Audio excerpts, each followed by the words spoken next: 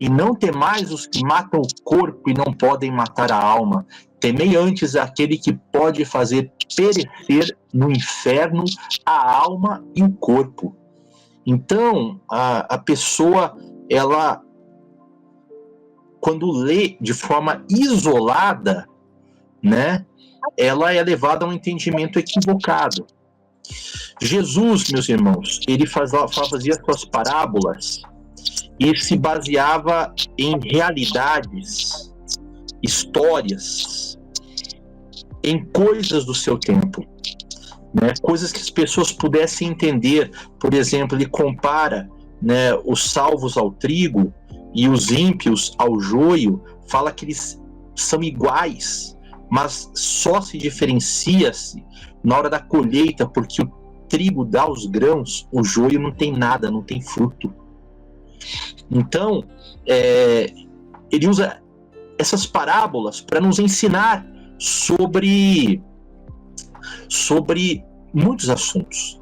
E quando Jesus ele usa essa expressão, né, que o seu verme não morre e o fogo não apaga, ele usa uma palavra específica no evangelho chamado Geena.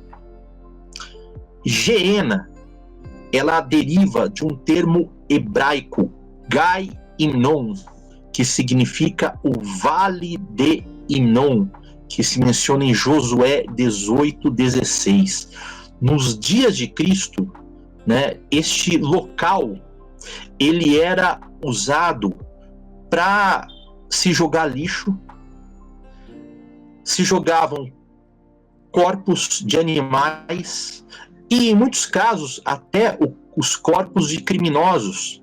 Então, Jesus, quando foi morto na cruz, havia, por ser um criminoso, acusado e culpado a ponto de ir para a cruz, rapidamente, veja bem, né, eles tomam a decisão de reivindicar o corpo dele, mesmo correndo sérios riscos. Por quê? Porque senão seria jogado, queridos, lá na Geena, neste vale, e queimado. Ali, queridos, ou era queimado, ou então vermes, e aqui se usa uma palavra específica para vermes, não é qualquer verme não, tá? São as larvas das moscas. Este é o verme do qual Jesus fala aqui, né? Quando o corpo não é inteiramente consumido, apesar do fogo lá não se apagar nesse vale, porque como ele era muito alimentado, em algum lugar ali é o fogo. Onde não era totalmente consumido, os vermes, então, eles surgiam porque as moscas depositavam seus ossos e naquela carne putrefata, né, os vermes, então, surgiam, originando depois novas moscas, né? É o que você pensa hoje como um lixão, né? Pior do que o lixão, né? Em algumas cidades, né? Os lixos e os corpos mortos ali eles eram jogados, né? Então veja, queridos, quando Jesus fala isso, ele usa esta figura de linguagem para tornar viva a mensagem dele, para que as pessoas entendessem, né, o drama da segunda morte. E a Bíblia, na segunda morte, vai usar esse termo, Geena, né? Mas ele usa para descrever o que, na verdade, a Bíblia fala literalmente como lago de fogo, né? E ele diz o quê? Deus pode destruir ou extinguir o corpo e a alma, né? Ou seja, o ser físico consciente, e não uma alma imortal. Onde? Nesse fogo, né? Um fogo que é parecido com a Geena ali de Jerusalém. Quando Deus destruir uma pessoa incorrigível neste fogo, o resultado será a morte eterna. Pare e pense, veja como se trata de uma de uma história que não pode ser real. Imagine o fogo que destrói, que consome tudo. Não faz sentido você ter vermes, que são criaturas vivas, que são criadas por Deus e dependem da terra, num fogo desse. Como que o verme ele não iria morrer num lugar desses? Lá no Vale de Menon, lá ele não morria, né? Por quê? Porque ardia o fogo num lugar, no outro, né? Talvez não pegasse tanto, e aí havia a possibilidade de decompor o corpo e surgirem esses vermes, certo? Então ali era uma outra situação. Agora imagine no Lago de Fogo ter um verme, queridos, que não morre, né? Isso seria um absurdo, uma afronta, né, à inteligência, porque se o lago ele destrói tudo, a verdade, sabe qual é? É que Deus, ele não fala que o ímpio vai arder para sempre. A palavra é clara.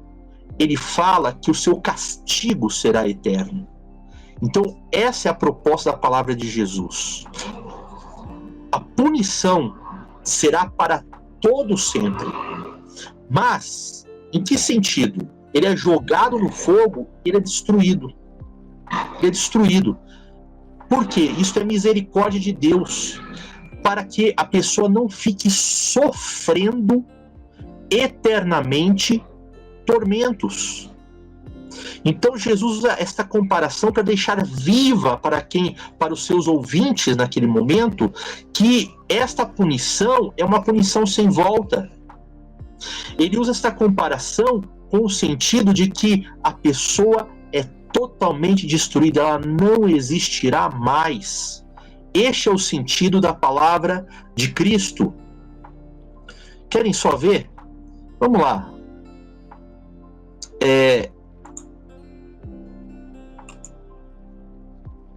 Lá em Romanos, capítulo 6 e verso 23, Paulo, ele vai falar assim: porque o salário do pecado é a morte, mas o dom gratuito de Deus é a vida eterna, por Cristo Jesus, nosso Senhor. Se você observou o contraste que existe nesse versículo, os justos recebem a vida eterna. Os ímpios recebem morte. Aqui não fala que eles recebem a vida eterna num lugar de fogo. Senão, Paulo teria que falar isso. Deixa bem claro: os ímpios recebem a morte. Os justos é que recebem a vida eterna. Isso é um contraste muito grande, né? Mais uma que Ezequiel 18:4, Deus diz: eis que todas as almas são minhas, como a alma do Pai, também a alma do Filho é minha. Mas a alma que pecar, essa morrerá. Alguns versículos depois, Deus repete isso com mais ênfase. No verso 20, a alma que pecar, essa morrerá. Então, meus amados, a ênfase de Deus não é numa vida eterna no inferno. A ênfase de Deus é muito clara, né? A alma que pecar, ou seja, a vida que pecar, morre. A alma não é imortal, ela pode morrer, senão a Bíblia, senão Deus não daria este veredito: a alma que pecar, essa morrerá. Vejam o que o próprio Jesus afirma. João 3,16, o versículo mais conhecido das Escrituras. Porque Deus amou o mundo de tal maneira que deu o seu Filho unigênito, para que todo aquele que nele crê não pereça, mas tenha a vida eterna. As pessoas citam essa passagem sem se dar conta que aqui é muito claro a diferença entre um e outro. Veja, Jesus nos diz que sem o seu sacrifício nós vamos morrer. perecer, queridos, é acabar, é ser destruído, é tornar-se nada, é deixar de existir. Isso é perecer. Imagina, se você está totalmente vivo num fogo para sempre, você não deixa de existir, você não perece. Vamos ser sinceros. Então, o destino de todo aquele que não crê nele é o perecer. Mas Deus amou o mundo e enviou o seu Filho para que nós tenhamos vida eterna. Então, vida eterna é para quem crê em Jesus. Fica muito claro, né? Fica muito claro que não tem nada a ver, né, este pensamento, né, de imortalidade e que o destino do homem, né, é para sempre ficar sendo torturado no inferno. Amados, Vanessa, não sei se os irmãos lembram, né? Essas perguntas que você fez, a gente vai sim, né, fazer novos programas, mas já tem programa nosso lá, já tem podcast no nosso canal. Eu indico para você e para todos que não viram que procurem ali, né? Inclusive um programa que tem uma imagem de Jesus, né, uma ilustração de Jesus, não é imagem, uma ilustração de Jesus pegando a chave, né, tomando a chave dos demônios.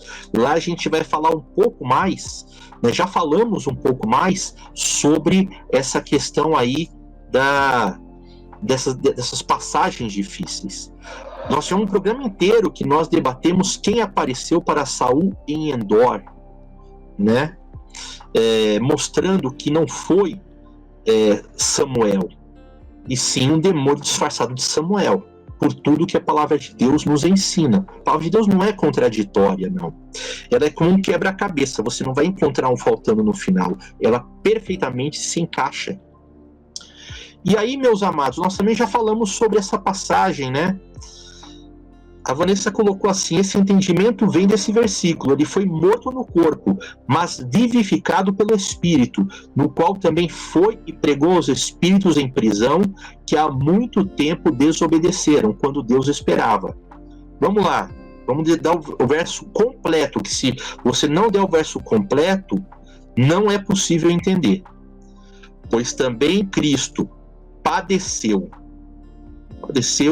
pereceu, ok?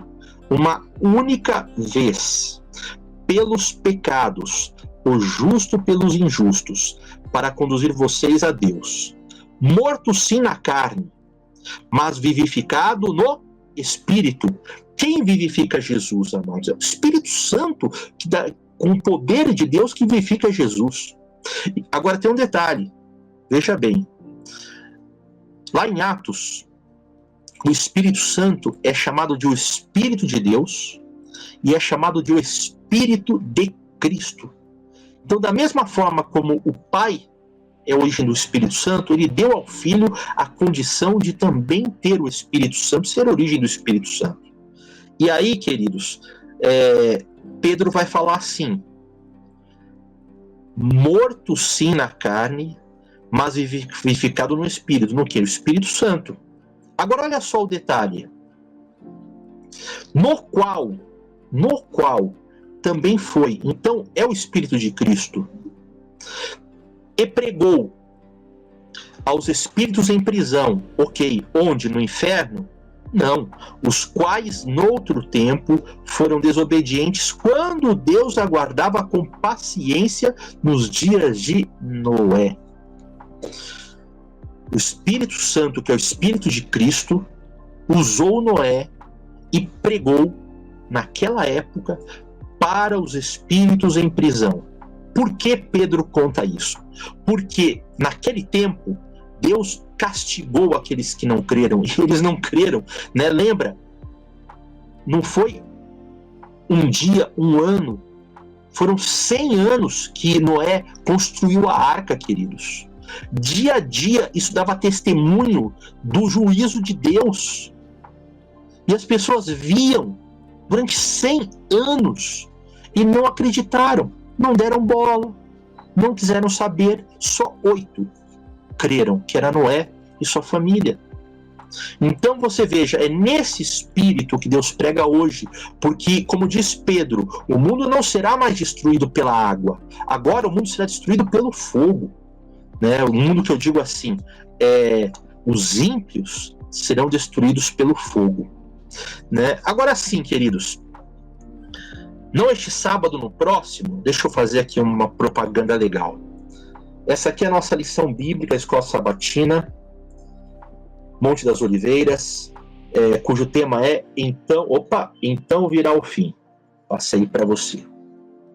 Então virá o fim. Daqui, não esse sábado, no próximo. Justamente o tema do estudo será o tempo da recompensa dos justos. Então, muito do que nós estamos já falando aqui, nós vamos aprofundar, trabalhar nos comentários dessa lição. Tá? Então, não sei, Vanessa, se você já frequenta alguma de nossas igrejas, mas caso você não frequente, por favor, manda nos comentários o seu endereço, porque a gente vai te mandar a lição. Porque veja só, né? Esta parábola do rico e do Lázaro, por si só, ela traz impossibilidades. Por exemplo, né? Primeiro, é a incompatibilidade com o ensinamento bíblico. A pessoa estar viva depois da morte. Segundo, ela receber antes do juízo. Terceiro, ela estar, por exemplo, o rico, né, simbolizando os judeus, né, estar lá no fogo e pedir para que molhasse o seu dedo. Pelo menos molhe o meu dedo. E eu pergunto, queridos, o dedo é físico, molhar é físico. Então ele tem que estar com o corpo lá. Veja a incoerência. Sendo que a Bíblia diz que as pessoas só ressuscitarão nas duas ressurreições. Não tem nenhuma antes nem depois. A Bíblia só menciona isso. Tá? Então como é que ele vai molhar o dedo? Tem um dedo físico ali. Repare, né, como é controverso e como é inconsistente. Esse relato, na sua essência, ele traz ideias pagãs dos persas e dos egípcios, mistura com conceitos talmúdicos e com metáforas judaicas. Por que Jesus falou isso? Porque era uma história corrente no seu tempo. Jesus pega, queridos, essas histórias e ele conta mudando algumas coisas de forma a chamar com isso e rebater, né, o senso comum. Ele inculca nas pessoas importantes verdades. Então veja só, algo que vem da literatura rabínica. E ele então, né, ele vai falar que os duros de coração são judeus, né, mas os gentios, né, que não são ricos, eles são pobres e estranhos ao conselho da promessa, eles são sensíveis à mensagem de salvação. Mas no final, a conclusão comum dessa historinha era o quê? Que o que é humilde herda e o que é rico padece. Mas Jesus, ele muda a história e ele, com essa mudança, ele chama a atenção de todo mundo, porque não é esse o final que eles falavam entre eles, né? Jesus, ele fala o quê? Que mesmo que Moisés voltasse e falasse, né, com eles, eles não ouviriam, né? Porque não existe verdade fora de Moisés, da lei e dos profetas, então dos textos escritos, como não é Moisés, né? Mesmo que um morto retornasse, eles não dariam ouvidos, porque não existe verdade fora de Moisés, da lei e dos profetas. Quando ele fala Moisés, ele fala das escrituras. E o que as escrituras dizem? Quem crer será salvo, né? Quem crer não vai perecer, mas sim ele tem a vida eterna. E tantas outras passagens. O ladrão na cruz, queridos, se nós pegarmos a exegese correta do texto, também isso, viu, pastor, temos que abordar em outro programa, que é importante. Esse aqui nós não fizemos ainda, né? Mas a gente vê lá, em verdade vos digo, hoje estarás comigo no paraíso. E é provado, tá, que não é esta a tradução correta. Tradução correta é: em verdade te digo hoje. 2 pontos. Estarás comigo no paraíso. Se Jesus falasse que naquele dia estaria com aquele ladrão arrependido no paraíso, ele teria mentido, porque ele mesmo fala, né, quando ele ressuscita e Maria, né, o vê, ele fala assim: não subi ainda para o meu pai. Ele não estava no paraíso, querido, estava no pó da terra, na sepultura, aguardando. Ele já havia feito a obra que era morrer na cruz e agora aguardava a ressurreição.